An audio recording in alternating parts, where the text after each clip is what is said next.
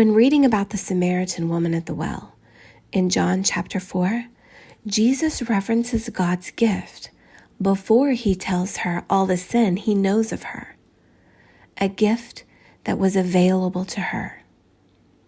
He already knew her heart, and he wanted it. He also would have known what her heart needed first. Did she distrust? Was she hurt? Did she feel unloved and worthless? Everyone is seeing through a different lens. Jesus knew what she needed to see of him first, so that her eyes would be open and her heart ready to surrender to the rest.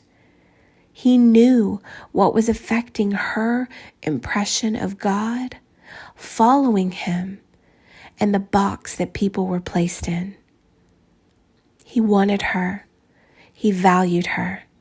He told her that God had a gift for her. She was the only one standing there. He showed her her value before he named her sins. If we confront someone, we should have one goal in mind: restoration.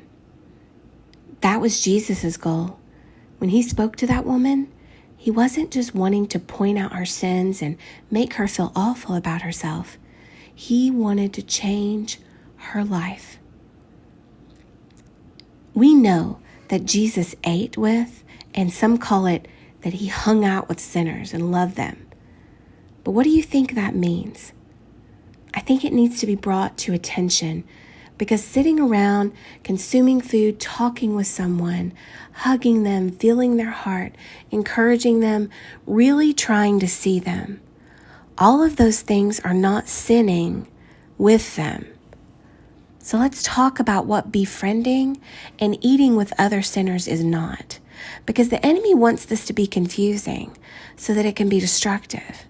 It's not laughing with them about an act of sin. It's not agreeing with it.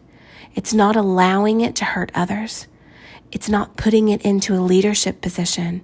It's not highlighting it in a positive way.